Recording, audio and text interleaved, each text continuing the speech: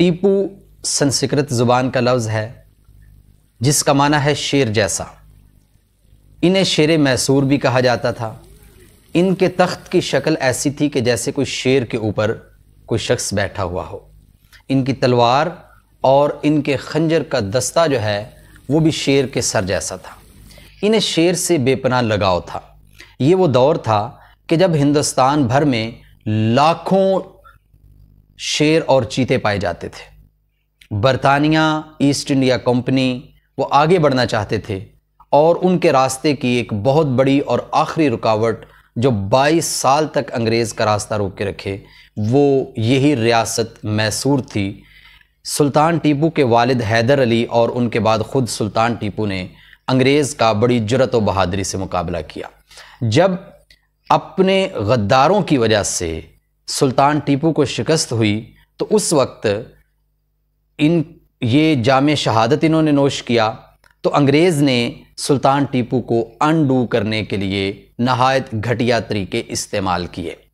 سب سے پہلے تو وائس رائے نے اپنے کتے کا نام ٹیپو رکھا اور اسی کی پیروی کرتے ہوئے انگریز کمشنر اور ڈپٹی کمشنر جو تھے انہوں نے بھی اپنے کتوں کے نام ٹیپو رکھنا شروع کر دیے۔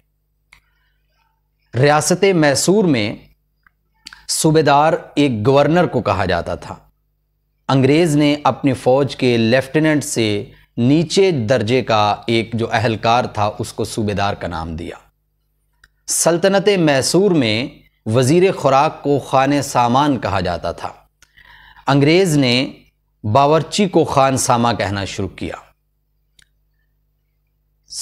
سلطان ٹیپو نے عثمانی خلیفہ کو اپنی مدد کے لیے خط لکھا تھا، اگرچہ وہ اس قابل بھی نہیں تھے اس وقت اور وہ مدد بہرحال نہ پہنچ سکی، اس کی کئی ایک تاریخی وجوہات ہیں، لیکن انگریز نے یہاں بھی اپنا کینہ اور بغض نکالا اور حجام جو تھا اس کو خلیفہ کہنا شروع کیا۔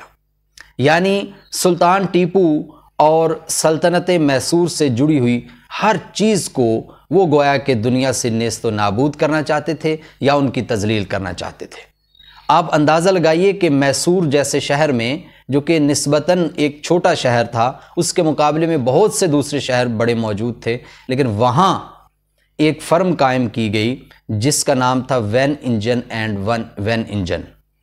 اس کا کام چیتے اور شیر کی کھالوں کو پروسیس کرنا اور انہیں حنوط کرنا تھا، اور صرف اس ایک فرم نے 43,000 شیر اور 30,000 چیتوں کی کھالوں کو پروسیس کیا اور انہیں حنوط کیا۔ پورے ہندوستان میں شیر کا شکار کیا جانے لگا، شیر ختم کیے جانے لگے، شیروں کو مارا جانے لگا، اور جب انگریز یہاں سے گیا تو وہ ہندوستان جس میں لاکھوں شیر موجود تھے، جب انگریز یہاں سے گیا تو چند ہزار شیر باقی تھے۔ کئی ایک نسلیں اور اقسام معدومیت کا شکار ہو چکی تھی۔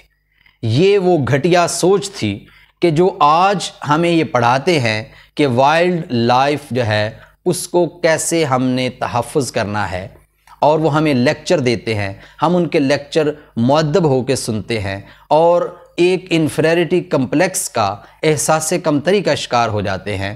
یہ کھانے کے دانت اور ہیں اور دکھانے کے دانت اور ہیں۔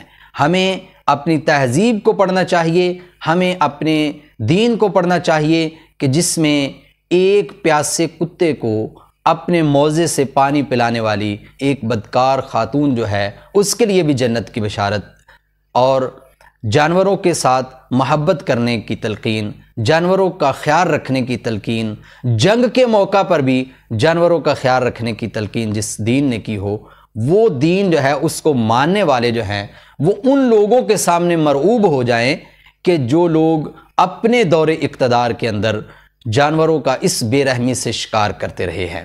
اور ایک ایک برطانوی جو ہے اس نے ایک شخص نے 400 اور ایک شخص نے 300 شیر شکار کیے، اور امریکہ کا ایک جنرل جو یہاں برطانوی دور حکومت میں مہمان کے طور پہ آیا، وہ کہتا ہے کہ ہم نے اتنے شیر شکار کیے ایک ہی دن کے اندر کہ ان کی کھالوں کو خشک کرنا ہمارے لیے ممکن نہیں تھا، لہٰذا ہم نے اپنے ٹرک کے چھت کے اوپر وہ کھالیں پھیلا دی کہ راستے میں وہ خشک ہوتی رہیں گی۔